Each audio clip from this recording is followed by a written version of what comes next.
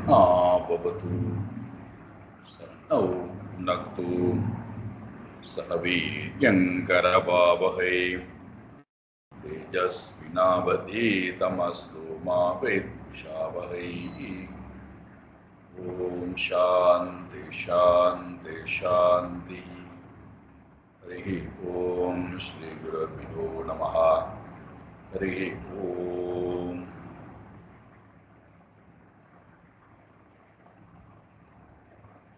सच्चिदानन्दरूपाय विश्वोत्पत्त्यादिहेतवे तापत्रयविनाशाय श्रीकृष्णाय वयं नमः।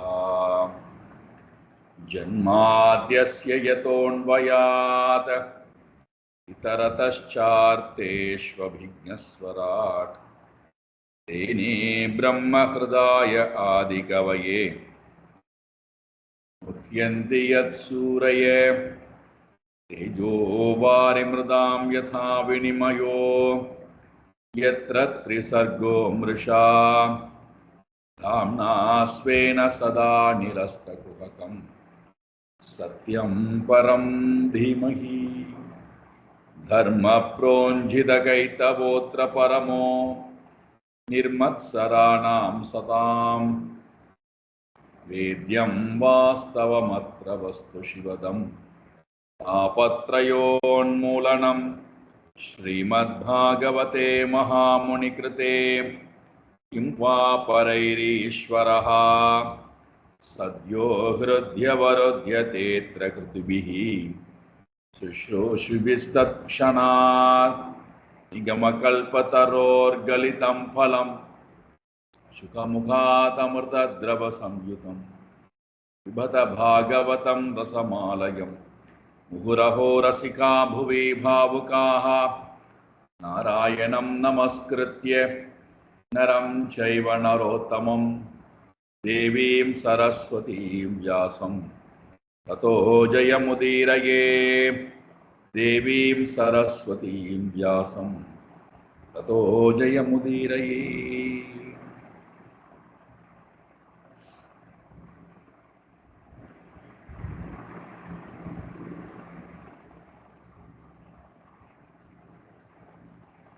உலக அனுபவங்களை நேரடியாக பெற்ற ஜீவன்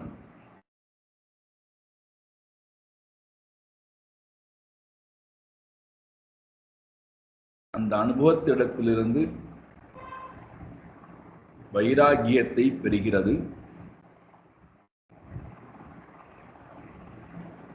வைராகியத்தை பெற்ற ஜீவன் விவேக அறிவை கொண்டு பார்த்து எது உண்மையான பொருள், எது உண்மையற்ற பொருள் என்பதை அறிவதற்கு உண்டான தகுதியை பெறுகிறார்.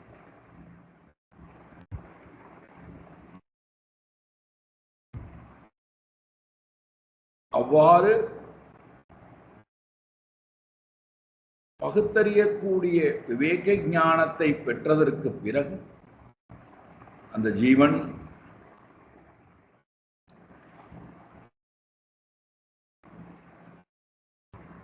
தான் அடைய வேண்டிய இலக்கு என்ன என்பதை ஆராய்ந்து பார்ப்பதற்கு உண்டான இடத்துக்கு வருகிறார். அப்போ குரு வந்து அந்த ஜீவனுக்கு வழிகாட்டுகிறார். இதுதான் படி. இது ரொம்ப அழகாக சித்திரகேது மூலமாக நம் ஒவ்வொருவருக்கும் முனிவர்கள், ரிஷிகள், குருமார்கள் நமக்கு வழிகாமிக்கிறார்கள். அங்கிரஸ் முனிவரும் நாரத மகரிஷியும் சித்திரகேதுவுக்கு சொல்லக்கூடிய விஷயங்கள் அத்தனையும் நமக்காக சொல்லப்படுகிறது. தஸ்மாத் ஸ்வஸ்தேன மனசா, ஸ்வஸ்தமா இருப்பா, மனதை கொண்டு மனதிலேயே நிலை பெறு. விஷய பொருள்களிடத்திலும் விஷயங்களிடத்திலும் போய் மனதை இணைத்து கொண்டு தாபத்தில் இருப்பதை விட மனதிலே, உன்னுடைய மனதில், வாசனைகள் இல்லா மனதில் விருப்பு வெறுப்பு இல்லா மனதில் சலனம் இல்லா மனதுடன் இருப்பாயாக. இரண்டாவது, ஆத்மனஹா கதிம் விமர்சியே.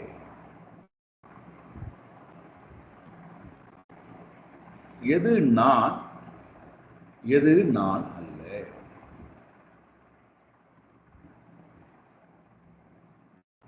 இந்த உண்மை தத்துவத்தை அறிந்து பார்.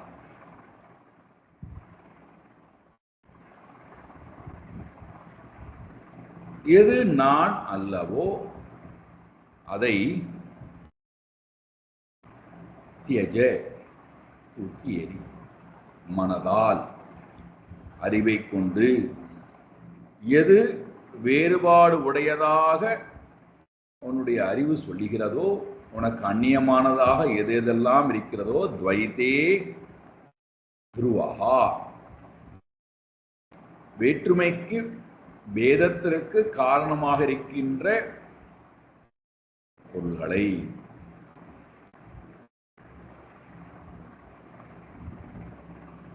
நாம் என்ன நினைக்கிறோம்? இப்பொழுது வாழ்ந்து கொண்டிருக்கக்கூடிய அனுபவிக்கக்கூடிய வாழ்க்கை உண்மை நினைக்கிறோம். துருவஹா, துருவஹா அர்த்தஹா, உண்மையானது, நிலையானது, மாறாதது, இதுதான் சாஸ்வதமானது நினைக்கிறோம். அதை ஆராய்ந்து பார்த்து தியஜ, அதை துறந்து விடு. மனதால் துறந்து விட்டால், இப்ப மனது தயாரா இருக்கு. விவேக வைராக்கியத்தினாலே மனம் தயாரா இருக்கு. அந்த மனதை கொண்டு என்ன செய்ய சொல்றார்? அதுல உண்மையை இட்டு நிரப்புவாயாக.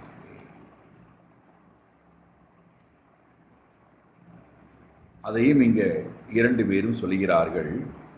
ஏதாம் மந்த்ரோபனிஷதம் பிரதீட்ச பிரயதோ மம யாம் தாரயன் சப்தராத்ராத் திரஷ்டா சங்கர்ஷணம் விபும். சித்திரகேதுவே, என்னிடத்திலிருந்து மந்திர உபனிஷதம் பிரயத பிரதீட்ச, என்னிடத்திலிருந்து நீ மந்திர உபதேசத்தை, உபனிஷத்தை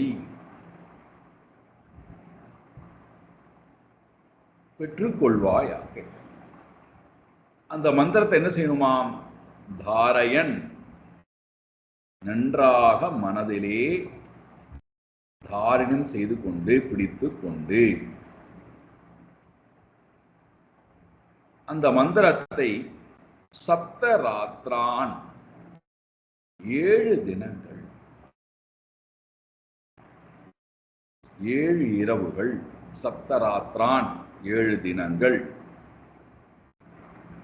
பிரபம் சங்கர்ஷணம் திரஷ்டா, 7 நாட்கள் இந்த மந்திரத்தை தியானித்தால், ஜபித்தால், 7 நாட்களில் நீ நாராயணனை நேரில் பார்ப்பாய். சங்கர்ஷணம் திரஷ்டா, நாராயணனை நீ நேரிலே பார்ப்பாய்.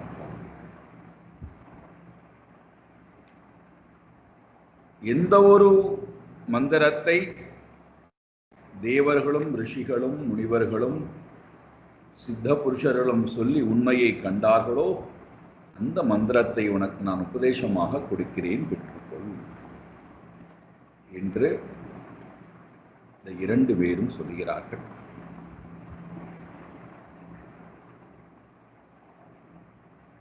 இப்போ சித்திரகேதுவை அவன் போக்கிலேயே அவனை தயார் செய்வது, தமோ குணத்திலே விழுந்து கடந்தவனை ரஜோகுணத்திற்கு கொண்டு வந்து, ஏன்னா தமோ குணத்துல இருக்கிற வரைக்கும் வலி உணர்தல் என்பது இருக்காது. ரஜோகுணத்துக்கு வரும்போதுதான் வலி உணர்தல் என்பது இருக்கு. தமோ குணத்துல இருக்கிற வரைக்கும் எனக்கு இப்படி ஒரு வழி இருக்கு அப்படின்னு உணராததுனால அதிலிருந்து நான் வெளியில வரணுங்கிற பிரயத்தனம் இருக்காது. ரஜோகுணத்துக்கு வரும்போதுதான் வழி உணர்தல் இருக்கிறதுனால தான் அதுல வெளியில வரணுங்கிற ஒரு எண்ணம் நம்மிடம் உதயமாகும். பாருங்கள், ஆழ்ந்த உறக்கத்துல இருக்கும் போதோ கனவு நிலையில இருக்கும் போதோ மயங்கி கிடக்கக்கூடிய காலத்திலோ யோக நிலையிலே நான் எல்லாவற்றையும் மறந்திருக்கக்கூடிய காலத்திலோ கோமா நிலையிலோ நம்ம எந்த பிரயத்தனமும் செய்யறது இல்லை. எனக்கு வழி இருக்கு, நான் அதுக்காக வழி வரணுங்கிற பிரயத்தனப்படுறோமான இல்லை. இந்த தமோகுணத்திலே ஆழ்ந்து இருக்கின்ற வரை நமக்கு பிரயத்தனம் இருக்காது. அதனால்தான் 99% மக்கள் வலியை உணராத காரணத்தினால், எனக்கு வலி இருக்கு இதனால்தான் எனக்கு வலி என்று உணராத காரணத்தினாலே தான் அதற்குண்டான பிரயத்தனத்தை செய்யாமல் இருக்கும்.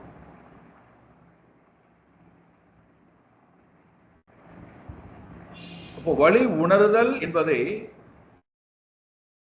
ரஜோகுணம் தமோகுணம் சத்துவகுணம் வரும்போதுதான் இந்த வலி உணர்தல் என்பது வழி.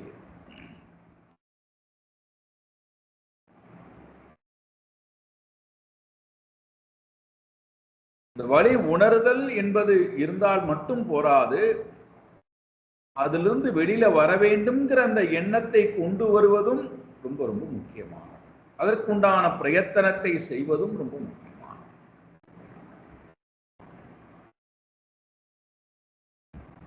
அப்பொழுதுதான் குரு நமக்கு தேவைப்படுகிறார்.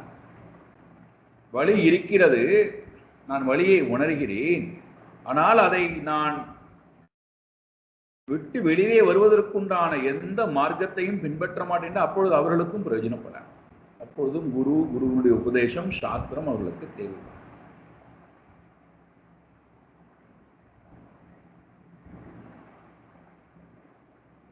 வெளியிலே வரணும் அப்படிங்கிற ஒரு உந்து சக்தி இருந்தால்தான் அப்போதான் அவர்களுக்கு சிகிச்சையை ஆரம்பிக்க முடியும்.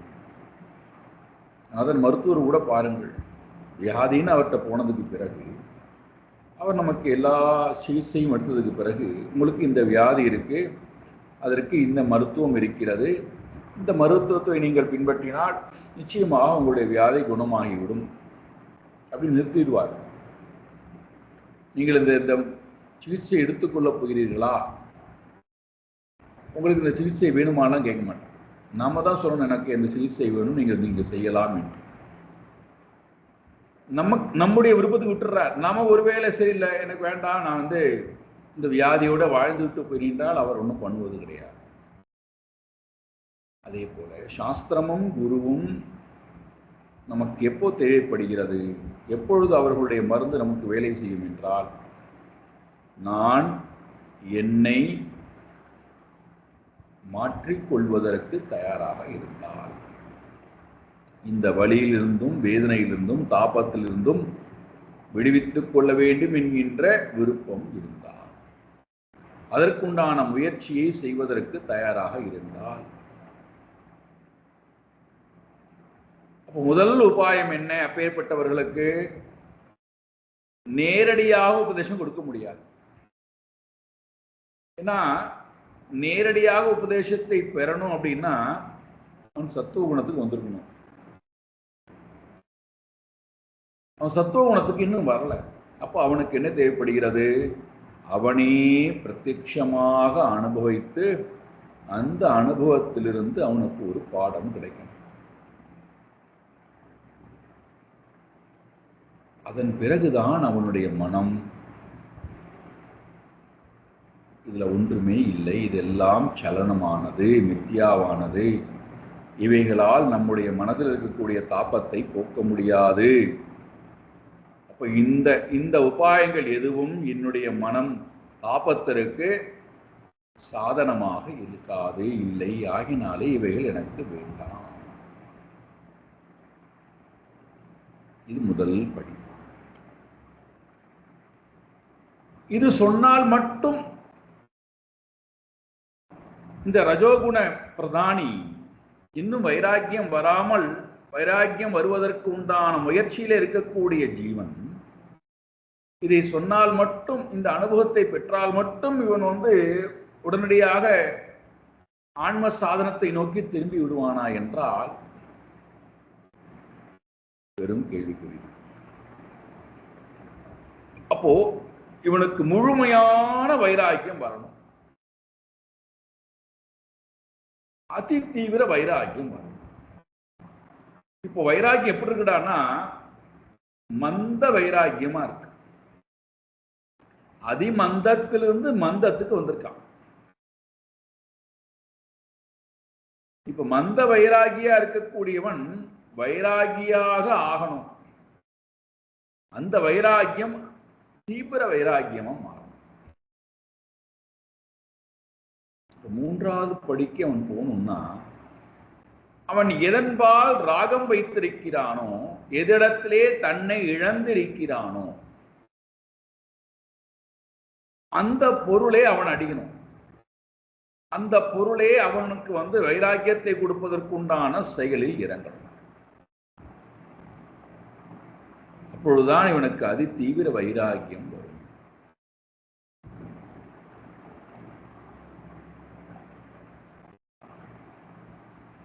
நாம எந்த பொருளிடத்திலே ராகம் கொண்டிருக்கிறோமோ, எந்த பொருளிடத்திலே நான் என்னை இழந்து பலகீனமானவனாக இருக்கின்றேனோ, நிறைய பேர் சொல்லுவோம், எனக்கு எல்லாம் புரிகிறது, ஆனால் இந்த ஒன்றிடத்துல மட்டும் என்னால வெளியில வர முடியாது, அதுல நான் பலகீனமானவனாக இருக்கிறேன். அது உணவா இருக்கலாம், உடையா இருக்கலாம், உடைமைகளாக இருக்கலாம், உறவுகளாக இருக்கலாம், அல்லது காட்சி பொருளாக இருக்கலாம், என்னவனா இருக்கலாம், அல்லது நவரசங்களாக இருக்கலாம். அப்ப அந்த பொருளை நேரடியாக நமக்கு வைராக்கியத்தை கொடுப்பதற்கு உண்டான அனுபவத்தை கொடுத்தால் அப்போதான் நமக்கு முழுமையான வைராக்கியமானது வருகிறது. இதை உணர்ந்து கொண்ட அங்கீரஸ் முனிவரும் நாரத மகரிஷியும் சித்திரகேதுவினுடைய பையன் இறந்து கிடக்கிறான் அல்லவா, விஷம் கொடுக்கப்பட்டு இறந்து கிடக்கிறான் அல்லவா, அவனுக்கு இவர்கள் தன்னுடைய சித்திகளை பயன்படுத்தி அவனுக்கு உயிர் கொடுக்கிறார்கள் சிறிது காலத்திற்கு.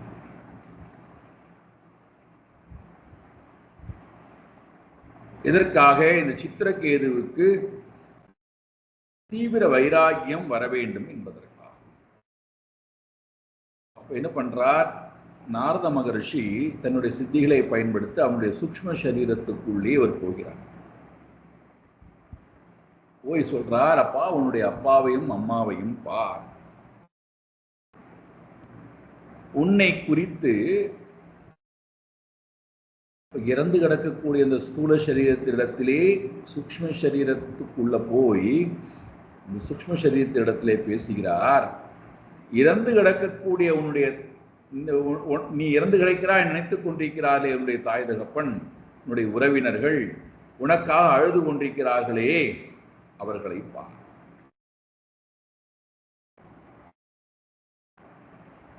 நீ இப்பொழுது இயற்கையான மிருத்யுவை அடையவில்லை.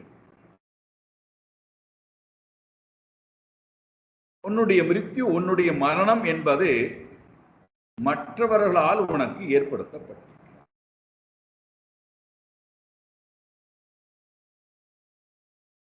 விஷம் வைத்து உன்னை கொன்று விட்டார். ஆகையினாலே உன்னுடைய மிகுதியாக இருக்கக்கூடிய நீ இந்த சரீரத்திலே எவ்வளவு காலம் நீ வாழ வேண்டுமோ அந்த வாழ்க்கையையும் இந்த சூக்ஷ்ம சரீரத்திலிருந்தே நீ பார். எதையெல்லாம் நீ அனுபவிக்க வேண்டும் என்று நீ எழுதி வைத்திருந்தாயோ அந்த அனுபவத்தை எல்லாம் பார், அதை அனுபவி. உனக்கு ராஜ்ய பதவி இருந்திருக்கிறது, அதையும் அனுபவி. நண்பர்கள் வட்டம் இருந்திருக்கிறது, அவர்களுடன் வருவாடு. இப்படி எல்லாவற்றையும் அனுபவி. நீ இருக்கக்கூடிய, நீ எத்தனை காலம் இருக்க வேண்டும் என்று நினைத்தாயோ அந்த ஆயுட்காலத்தை சூக்ஷ்ம சரீரத்திலிருந்தே பார், அனுபவி. இப்ப அந்த ஜீவனும் தாபம் இல்லாமல் போக வேண்டும் அல்லவா? இந்த ஜீவனுக்கு நன்மை கொடுக்க வந்த அந்த ஜீவன் தாபத்துடன் இருந்தால் ஜீவனுக்கு எப்படி ஞானத்தை கொடுக்கும்? அதனால் அந்த ஜீவனுக்கும் தாபத்தை எடுத்து விட்டு இப்ப அந்த ஜீவனும் தன்னுடைய மீதம் இருக்கக்கூடிய ஆயுட்காலத்தையும் பார்க்கிறது. அதனுடைய அனுபவம் என்ன என்பது அந்த ஜீவனுக்கு தெரிந்ததற்கு பிறகு தன்னுடைய இந்த சரீரத்துக்கு உண்டான சுமை தாங்கிகள் இருக்க அல்லவா, அவர்களிடத்திலே பேச ஆரம்பிக்கிறார். கஸ்மின் ஜன்மணி அமீ மஹ்யம் பிதரோ மாதரோ பவன் கர்மபிர் பிராம்யமானஸ்ய தேவதர்யங் நிர்யோ நிஷு.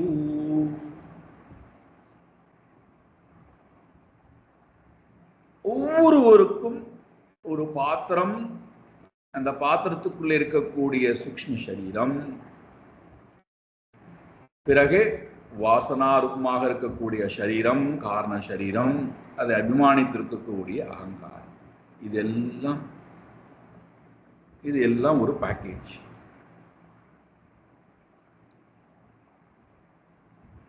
இது எல்லாம் எதால் நிரம்பியது? கர்மபிகி, நம்முடைய கர்ம வினையால்.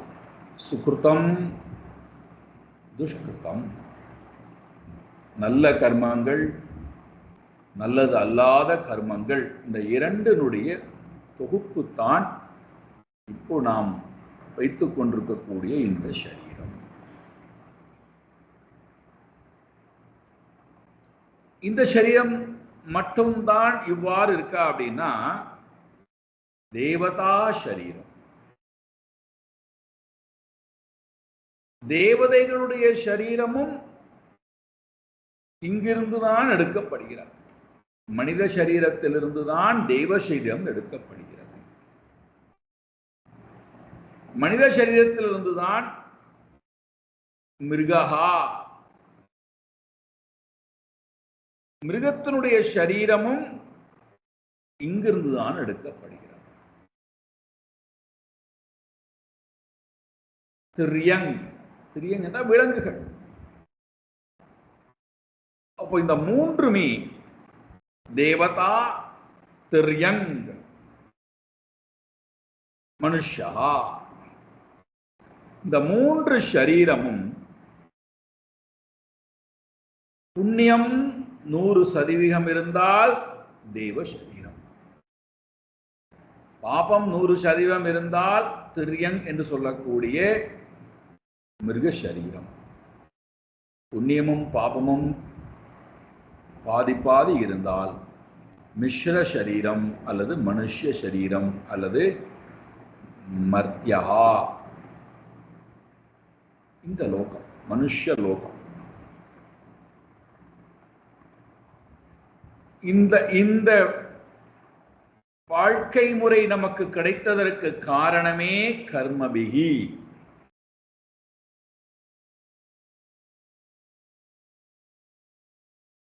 இந்த கர்ம வினையினாலே ஊர்த்வகதியாக இருக்கக்கூடிய தேவலோகமோ, மத்திய கதியாக இருக்கக்கூடிய மத்திய லோகமோ, அதோகதியாக இருக்கக்கூடிய திரியங் என்று சொல்லக்கூடிய லோகத்தையோ இந்த ஜீவன் என்ன செய்கிறானாம்? பிராம்யே,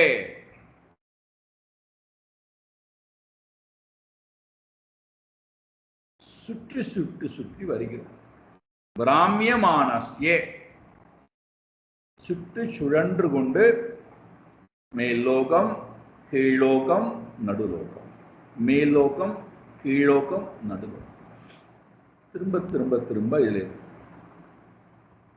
போக்கும் வரவும் உடையவர்களாய் நம்முடைய கர்ம வினைக்கு உட்பட்டவர்களாய் நாம் இருக்கிறோம். இது சொல்றது யார்? இப்போ சித்திரகேதுவனுடைய இறந்து கிடக்கக்கூடிய பையன் சித்திரகேதுவுக்கும் சித்திரகேதுவனுடைய எல்லா மனைவிமார்களுக்கும் அங்கே வந்திருக்கக்கூடிய அழுது கொண்டிருக்கக்கூடிய உறவினர்கள் பிரஜைகள் எல்லோருக்கும் இந்த ஜீவன் பேசுகிறது. நாம் எல்லோருமே கர்ம வினைக்கு உட்பட்டு ஒரு பாத்திரத்தை எடுத்து வந்திருக்கிறோம். அதுல நமக்கு இந்த மாதிரியான பிறவிகள் இருக்கிறது. அந்த பிறவிகளிலே நாம் சுழண்டு கொண்டே இருக்கிறோம். அப்படி என்றால் இந்த சரீரம் இப்பொழுது இங்க இருக்கு. இந்த சரீரம் இதற்கு முன்பு எங்க இருந்தது? யாராவது சொல்ல முடியுமா? நான் எத்தனை பிறவிகள் எடுத்தேன் என்று யாராவது சொல்ல முடியுமா? கஸ்மின் ஜென்மணி மஹ்யம் எனக்கு கஸ்மின் ஜென்மணி எண்ணிலடங்காத பிறவிகளானது இதற்கு முன்பு போய்விட்டதே. அப்படி இருக்கும்போது இவர்கள் யார்? அமீ பித்ரஹா அமீ மாதரஹா, இவர்கள் எனக்கு யார் தகப்பன், யார் எனக்கு தாய்?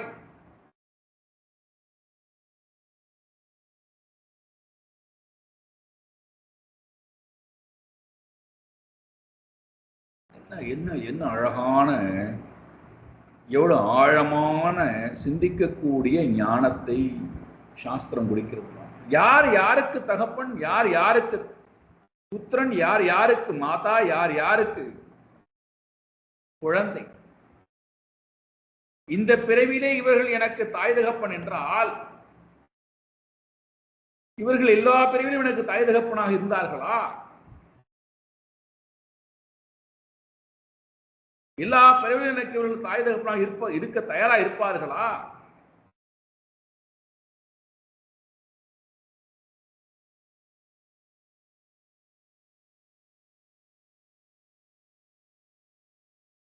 தாய் தகப்பன் என்று சொல்லக்கூடிய அந்த ஒரு மித்து, ஒரு தோற்றம், நம்மை நாமே அந்த ஜீவனிடத்திலே கொண்டு போய் இணைத்துக் கொள்கின்றோமே, அதனுடைய முக்கியமான தாற்பயம் என்ன? இதைத்தான் பார்க்க போகின்றோம் பேரண்டிங்ல. இந்த மித்தை எடுப்பதற்காகவே இந்த ஒரு வஸ்துவை நம்மிடத்திலிருந்து கொடுத்து அதன் மூலமாக எல்லா அனுபவத்தையும் பெறுவதன் மூலமாக இந்த வஸ்துவிடத்திலே ஒன்றுமே இல்லை, இதனால் நமக்கு எந்த ஒரு பிரயோஜனமும் ஆத்ம லாபத்திற்கு இல்லை என்று உணர்வதற்காக இந்த பொருள் கொடுக்கப்பட்டது.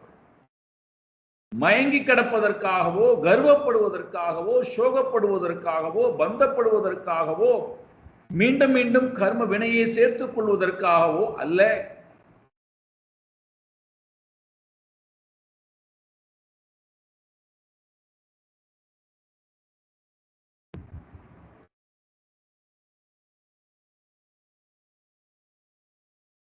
எந்த ஜீவனிடத்திலே நான் பலகீனத்தன்மையுடன் மயங்கி கிடைக்கிறோம், அதே ஜீவனை போது பேசியது, நீ யார் எனக்கு தகப்பன், நீ யார் எனக்கு தந்தை, நீ யார் எனக்கு மாதா? என்ன மற்ற யாரு சொன்னாலும் இந்த ஜீவனுக்கு அவ்வளவு சுலபத்திலே வைராக்கியம் வராது. அந்த அளவுக்கு இதுக்கு சூக்ஷ்மத்தன்மை இல்லை, சத்துவகுணத்திலே பிரதானியாக இல்லை. ரஜோகுணம் அங்கே கலந்திருக்கின்ற காரணத்தினாலே அதுல மோகித்து கிடைக்கிறது, கர்வத்திலே கிடைக்கிறது, தம்பம் தர்ப்பத்திலே கிடைக்கிறது.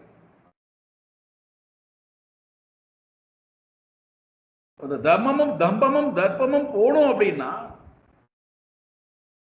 எந்த ஜீவனிடத்திலே தன்னை இணைத்துக் கொண்டு தம்பமும் தர்ப்பமும் அடைகிறதோ அந்த ஜீவனே இந்த ஜீவன் அடிக்கணும், சொல்லால் செயலால்.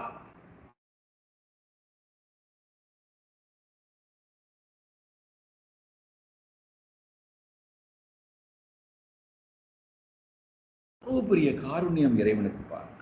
ஒரு ஜீவனை அதனுடைய பலகீனமான தன்மையிலிருந்து எதனிடத்திலே பலகீனப்பட்டிருக்கோ அந்த பலகீனப்பட்டிருக்கக்கூடிய தன்மையில இந்த ஜீவனை விடுவிப்பதற்கு அந்த பொருளையே பகவான் பயன்படுத்துறார். அதனால்தான் நீங்கள்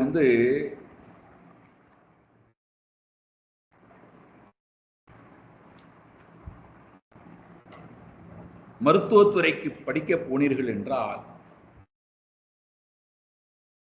ஆரம்ப காலகட்டத்தில்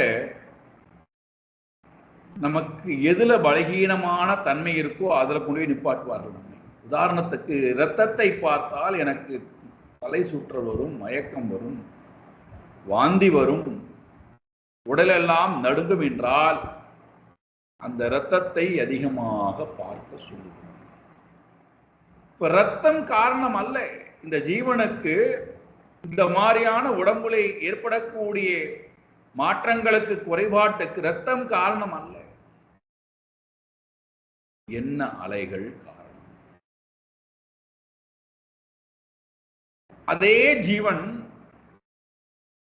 ஒரு குறிப்பிட்ட நாட்கள் அந்த இரத்தத்தையே பார்த்து தன்னுடைய மனதுக்கு தயார்படுத்துகிறது. இது ஒன்றுமே இல்லையே, இதை பார்த்து ஏன் நீ மயங்குகிறாய், வருத்தப்படுகிறாய், வேதனைப்படுகிறாய், இதுல ஒன்றுமே இல்லையே என்று அந்த மனதுக்கு அறிவை கொடுக்க ஆரம்பித்து விட்டது என்றால் அதே பொருளை அந்த மனம் பார்த்தாலும் கண்கள் பார்த்தாலும் எந்த மாற்றமும் மனதுக்கு வரல. அப்பேற்பட்ட ஜீவன் தன் முன்னாடி அடிபட்டு ரத்தம் சொட்டி கொண்டிருக்கக்கூடிய ஜீவனை பார்த்தால் கூட மனதுல எந்த மாற்றம்.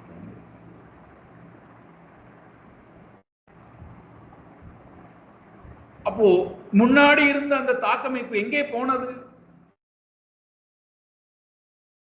முன்னாடி இருந்த அந்த எண்ணமும் மித்து, இப்ப இருக்கக்கூடிய இந்த எண்ணமும் மித்து. அப்போ மனம்தான் பந்தத்தையும் கொண்டு வருகிறது, மனம்தான் மோட்சம் அடைந்ததாகவும் நம்மை நினைக்க வைக்கிறது. இரண்டுமே மித்து.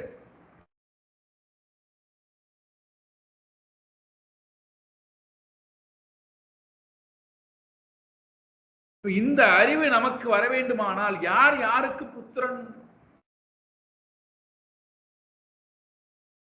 யார் யாருக்கு மாதா, யார் யாருக்கு பிதா?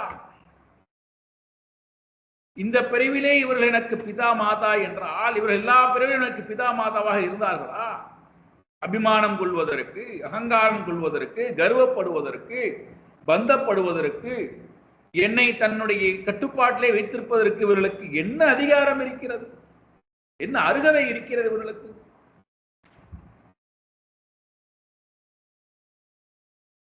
இதைத்தான் நம்முடைய பாஷையிலேயே சொல்லணும்னா,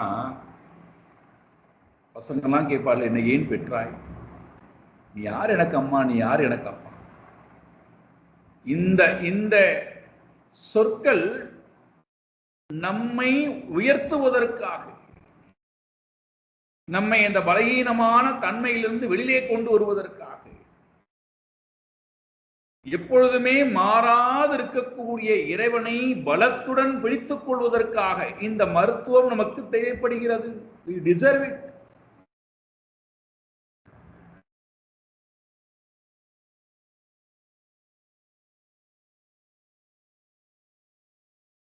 இதை கேட்டுக்கொண்டிருக்கிறான் சித்திரகேது, இதை கேட்டுக்கொண்டிருக்கிறார்கள் மற்ற மாதாக்கள், இதை கேட்டுக்கொண்டிருக்கிறார்கள் மற்ற ஜீவராசிகள். எந்த பிறவியில் எனக்கு இவர்கள் தாய் தகப்பனாக இருந்தார்கள்? இந்த பிறவிலே இவர்கள் அபிமானம் கொள்வதற்கு,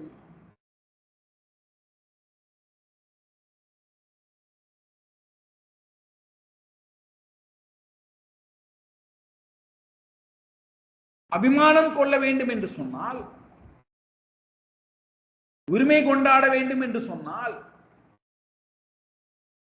தன்னுடனே அந்த பொருளை வைத்துக் கொள்ள வேண்டும் என்று சொன்னால்,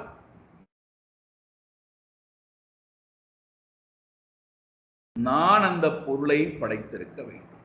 இது முதல்.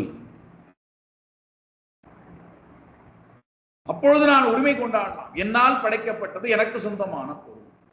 It's my property. I can do whatever I want to do. சொல்லலாம். எப்பொழுது நான் உற்பத்தி செய்திருந்தால், தோற்றுவித்திருந்தால்,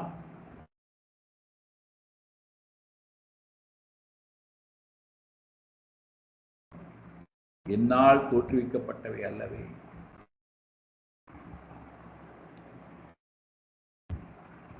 என்னால் தோற்றுவிப்பதற்கு உண்டான அருகதையும் எனக்கு கிடையாது.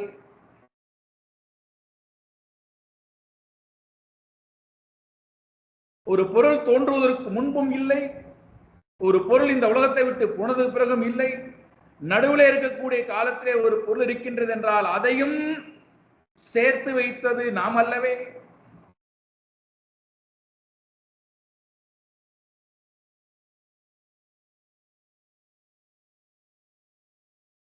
எங்கிருந்து இந்த பித்திர மோகம்? எங்கிருந்து இந்த மாதா மோகம்? எங்கிருந்து புத்திர மோகம்? எங்கிருந்து இந்த புத்திர சோகம்?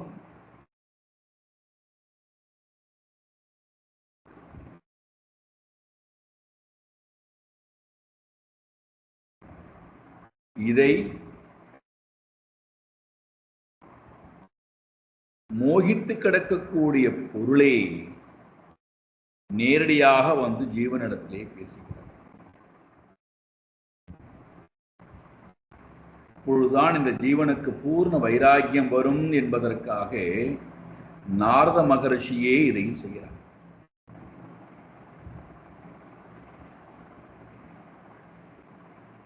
பாருங்கள், பந்து ஞாத்யரி மத்யஸ்ய மித்ரோதாசீன வித்விஷஹ சர்வ ஏவகே சர்வேஷாம் பவந்தி க்ரமஷோமிதஹ.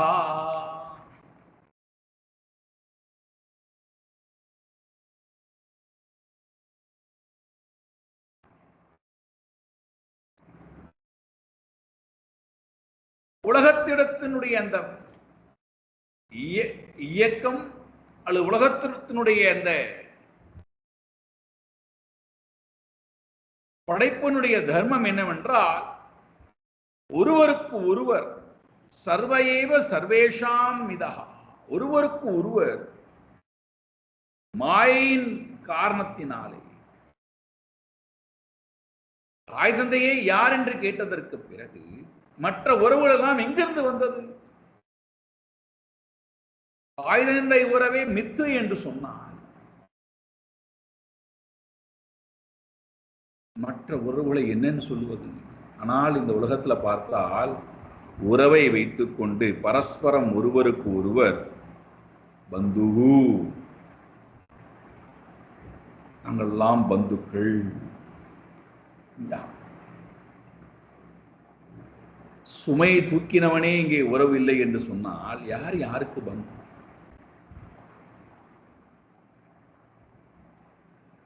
நாங்கெல்லாம் கியாதிகள்.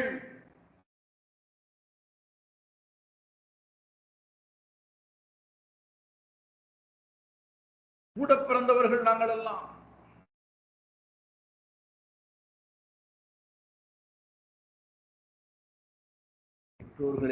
பெற்றோர்களே மித்யா என்றால் யார் யாருக்கு பந்து, யார் யாருக்கு சம்பந்தி, யார் யாருக்கு கியாதி, யார் யாருக்கு விரோதி?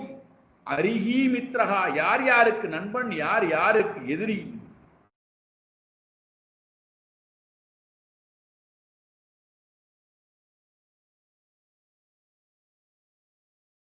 இது எல்லாமே மித்ரஹா மர்த்தியஸ்த, மித்ரன் என்று சொல்லக்கூடியவனோ அரி என்று சொல்லக்கூடியவனோ எதுவுமே ஒரு ஜீவனுக்கு கிடையாது.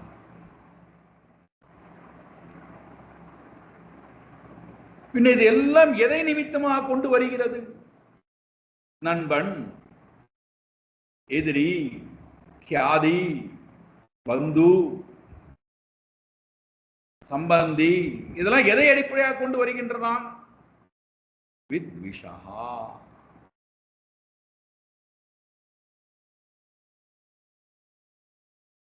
இதெல்லாம் திரவியத்தை அடிப்படையாக கொண்டு, தேகத்தை அடிப்படையாக கொண்டு, விஷயங்களை அடிப்படையாக கொண்டு, அதனால என்ன வருகின்றதாம்? துவேஷம். பொருள்களை வைத்துக் கொண்டு அதன் மூலமாக ஒருவருக்கு ஒருவர் துவேஷத்தை, ஒருவருக்கு ஒரு நட்பு பாராட்டுவதை,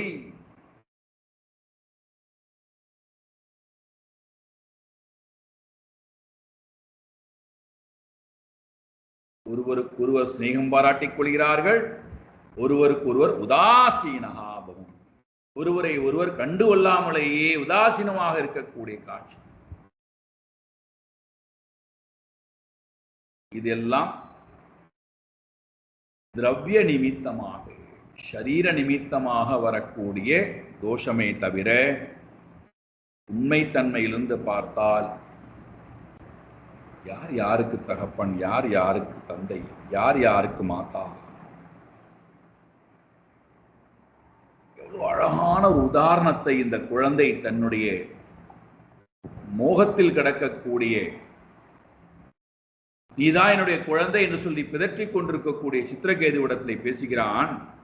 யதா வஸ்தூனி பண்யாணி ஹேமாதீனி ததஸ்ததஹ பர்யடந்தி நரேஷ்வேவம் ஜீவோ யோனிஷு கர்த்ருஷு.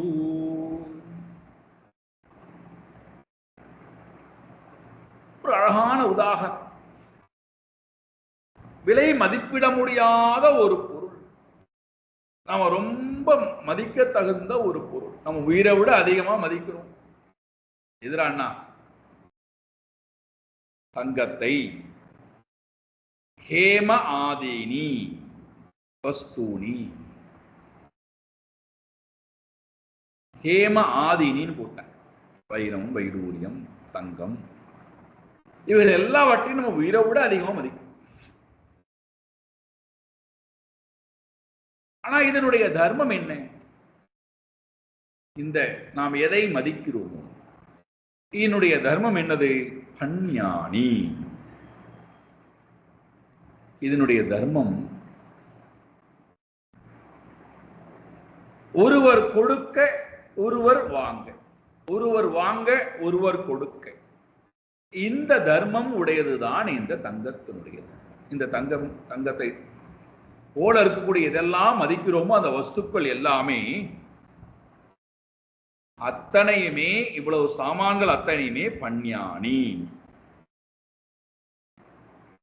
விற்றல் வாங்குதல், இதுதான் அதனுடைய தர்மம். இன்று என்னிடம் இருக்கிறது, இந்த பொருளை நான் கொண்டு போய் விற்றுவிட்டால் அதன் பிறகு அந்த பொருள் எனக்கு சொந்தம் அல்ல. வாங்கியவனுக்கு அந்த பொருள் சொந்தமானான்னா அவன் அதை விற்றுவிட்டால் அவனுக்கு சொந்தம் அல்ல. இவ்வாறு ஹேம ஆதீனி வஸ்துனி,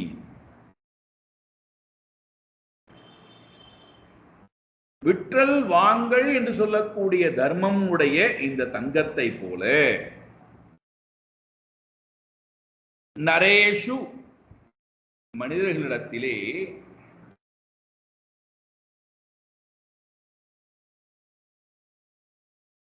கர்த்ருஷு ததஹா ததஹா பரியடந்தி. இந்த தங்கமானது எப்படி சுற்றி கொண்டே இருக்கின்றது, விவகாரம் செய்யக்கூடிய மனிதர்களிடத்திலே எப்படி இந்த தங்கமானது சுற்றி கொண்டே இருக்கிறதோ, நிலையில்லாமல் சுற்றி கொண்டே இருக்கிறதோ. நேற்றைக்கு ஒருவரிடம் இருந்தது, இன்றைக்கு ஒருவரிடம் இருக்கிறது, நாளைக்கு ஒருவரிடம் இருக்க போகிறது. இவ்வாறு மனிதர்களிடத்திலே இந்த பொருளானது சுற்றி கொண்டே இருப்பதை போல அழகான உதாரணம். தங்கத்தை பார்த்து மோகிப்பதை போல, வைரத்தை பார்த்து மோகிப்பதை போல, வைடூரியத்தை பார்த்து மோகிப்பதை போல புத்திரனை பார்த்து தகப்பன் மோகிக்கிறான். ஏவம் ஜீவஹா யோனிஷு நரேஷு, ஒவ்வொரு யோனியாக போய்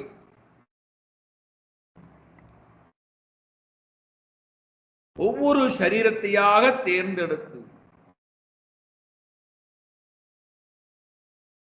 மனிதன் என்ன செய்கின்றானாம்? யோனிஷு நரேஷு,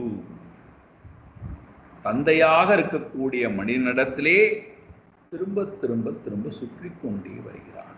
அப்போ இவன் சுற்றி வருகின்ற காரணத்தினாலேயே இவன்தான் இவனுக்கு தகப்பன், இவன்தான் இவனுக்கு புத்திரன் என்று சொல்லிவிடலாமா, உரிமை கொண்டாடி விடலாமா என்றால் விற்கப்பட்ட பொருள் விற்கின்ற வரைக்கும் அவனிடம் இருக்கு. விற்கப்பட்டவனுக்கும் அந்த பொருள் சொந்தம் அல்ல. வாங்கியவனுக்கும் அந்த பொருள் சொந்தமா என்றால் வாங்கியவனுக்கும் அந்த பொருள் சொந்தம் அல்ல. விற்கப்பட்டவனிடத்திலே விற்பதற்கு முன்பு சிறிது காலம் இருந்தது. வாங்கியவனிடத்திலே சிறிது காலம் அந்த பொருள் இருக்க போகிறது.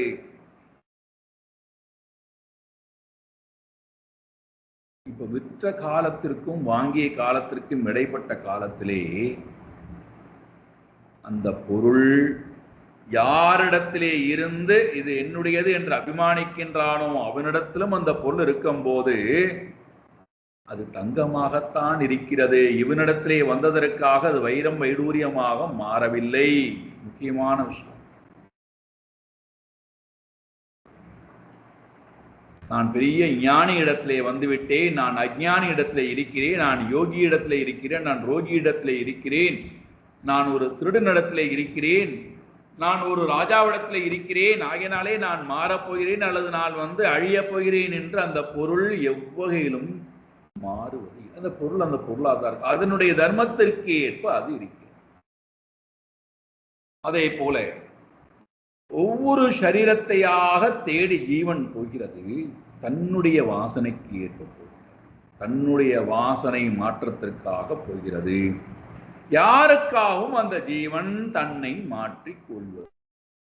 அது என்ன வாசனைக்கு ஏற்ப இருக்கோ, எந்த சுபாவத்தில் இருக்கோ அந்த சுபாவத்துக்கு ஏற்பதான் அந்த இடத்திலும் இருக்கிறது. அதற்கேற்பத்தான் அது வாழ்கிறது. அதற்கேற்பத்தான் அதனுடைய வாழ்க்கையை அமைத்தும் கொள்கிறது. அதற்கேற்பத்தான் இலக்கை வைத்து போய்கொண்டும் இருக்கிறது. இதுல மமத்வம் இதி அபிமானம் தாவத் எங்கிருந்து வந்தது? யான் கேட்கிறார். என்னுடையது என்னுடையது இது நான் என்னுடையவன் என்கின்ற அபிமானம் எங்கிருந்து வந்தது?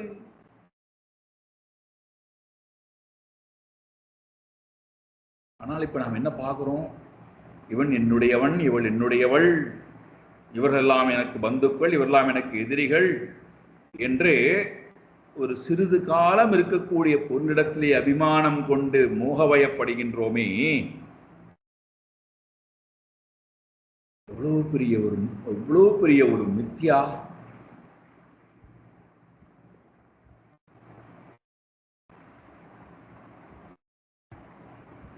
இதிலிருந்து வெளியில வரணும் அப்படின்னா அந்த ஜீவனுக்கு சரியான அறிவும் வஸ்துவை பற்றின சரியான புரிதலும். அதனால்தான் எப்பொருள் எத்தன்மை தாயினும் அப்பொருள் மெய்ப்பொருள் காண்பது அறிவு.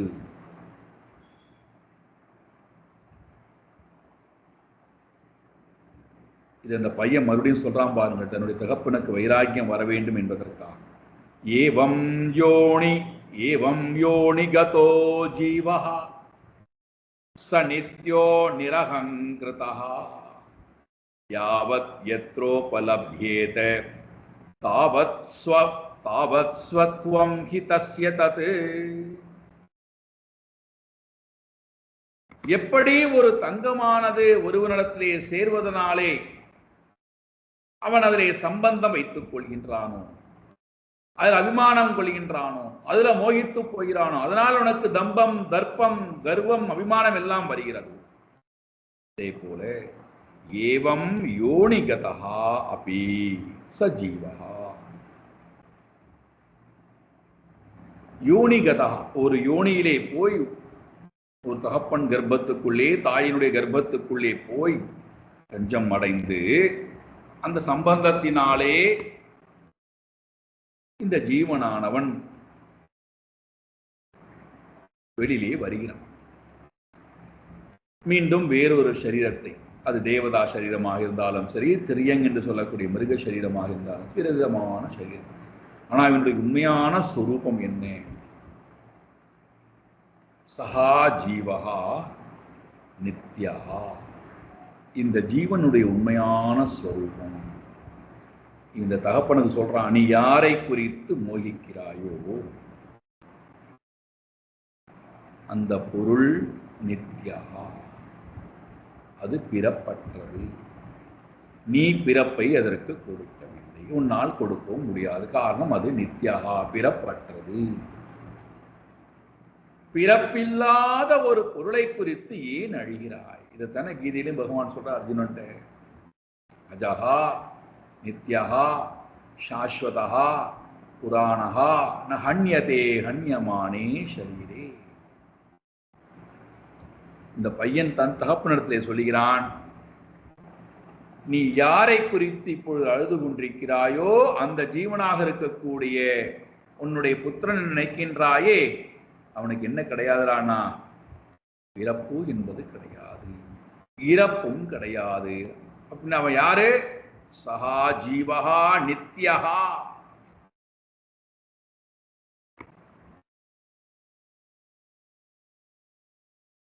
அவன் பிறப்பு இல்லாத, பிறப்பு இல்லாத ஒருவனுக்கு எங்கிருந்து ஐயா உறவுகள் வரும்?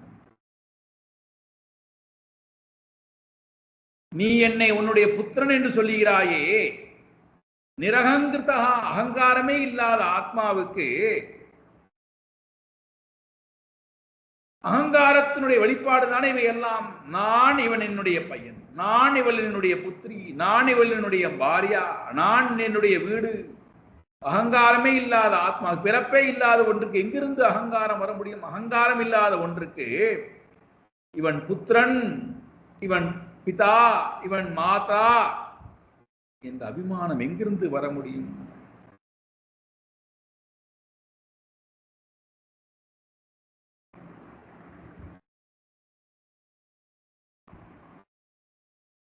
இதை உணர்ந்து பார்.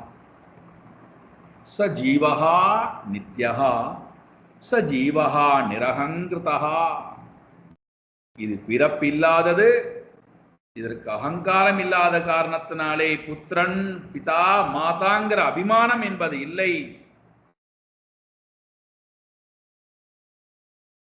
எത്ര எത്ര தேகே, எந்த ஒரு தேகத்திலே யாவத் எவ்வளவு காலம் உபலப்யேத காணப்படுகின்றதோ ஆவத் அவ்வளவு காலம் மட்டுமே தஸ்ய ஷரீரஹா, அந்த ஷரீரத்திலே அது ஸ்வஸ்தம் ஹி ஸ்வத்வம்,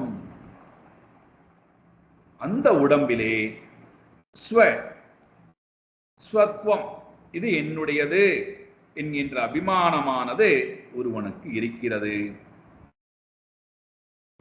அந்த சரீரம் போய்விட்டால் ஸ்வத்வம், என்னுடையது என்கின்ற அபிமானம் அங்கே இல்லை அல்லவா? என்னுடைய பொருள் என்கின்ற அந்த அபிமானம் என்பதற்கு இறந்து போன சரீரத்திடத்திலே இருக்காது அல்லவா, இருக்க முடியாது அல்லவா?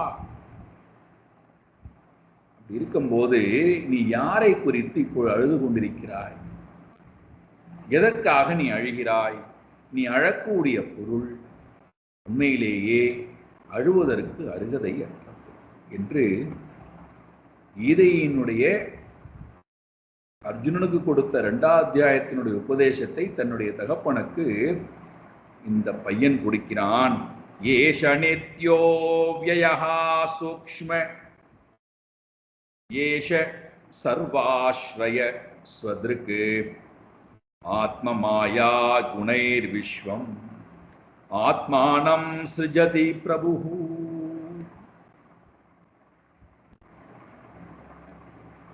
ஏன் குரு நமக்கு எப்போதுமே வேணும் அப்படின்னா, குருவோடையே நாம் எப்போதுமே பிரயாணம் செய்யணும் அப்படின்னா,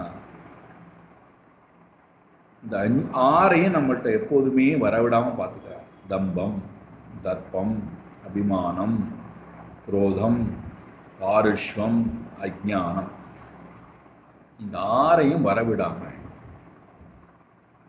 இந்த 6ம் இல்லாத சத்துவ குணத்திலே இருக்கின்ற ஜீவனை அமானித்வம், அதம்பித்வம், அஹிம்சா, சாந்தி, ஆர்ஜவம், ஆச்சாரிய உபாசனம், சௌச்சம், இந்த குணங்களோட கூடியிருக்கக்கூடிய ஜீவனை உண்மையான பரமாத்மாவிடத்திலே எப்பொழுதுமே சேர்த்து வைக்கக்கூடிய வேலையை பண்றார்.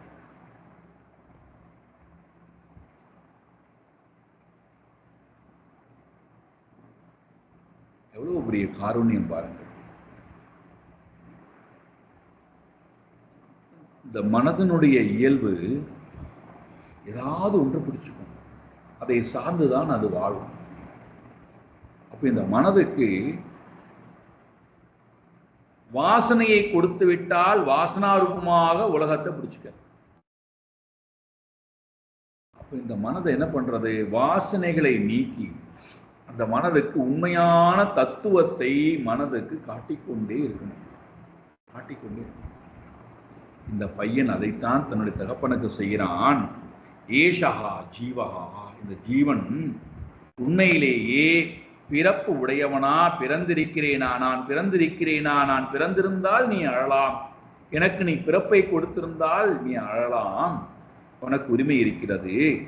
என்னை நீ தோற்றுவித்திருந்தால் அபிமானம் கொள்வதற்கோ கர்த்திருவ பாவத்தை கொண்டு வருவதற்கோ உனக்கு அதிகாரம் இருக்கிறது. ஆனால் நானோ தோன்றாதவன், என்னை நீ தோற்றுவிக்கவில்லை. ஏஷா ஆத்மா நித்யா அவ்யயா, இந்த ஆத்மா எப்பொழுதுமே இருந்து கொண்டிருக்கிறதப்பா, மாறுபாடு இல்லாமல். அவ்யயம், வியம் என்றாலே அழிவு, மாறுபடுவது. நவ்யயா இது அவ்யயா, எந்த மாற்றமும் இல்லாமல் நித்தியமாக எப்பொழுதுமே இருந்து கொண்டிருக்கக்கூடிய இந்த ஆத்மாவை நீ தோற்றுவிக்கவில்லை. அந்த ஆத்மாவை குறித்து நீ அழ வேண்டிய அவசியம், அதனிடத்திலே நீ அபிமானம் கொண்டு மோகிக்க வேண்டிய அவசியம் இல்லை. காரணம், அது உன்னுடைய சொரூபம், அது என்னுடைய சொரூபம், அதுதான் எல்லோருடைய சொரூபம். ஏஷா ஆத்மா நித்யா அவ்யயா சூக்ஷ்மஹா. அது மாயை போல சூக்ஷ்மமானதா என்றால் மாயையும் கடந்திருக்கக்கூடிய பொருள். ஸ்தூல சரீரம் சூக்ஷ்ம சரீரத்தையும் கடந்திருக்கக்கூடிய சூக்ஷ்மமான ஆத்மா. ஏஷா ஆத்மா சர்வ ஆஸ்ரயா, எல்லா சரீரத்திற்கும் அதுவே ஆශ්‍රயமாக இருக்கிறது. எல்லா சரீரமும் அந்த சரீரத்தை சார்ந்துதான், அந்த ஆத்மாவை சார்ந்துதான்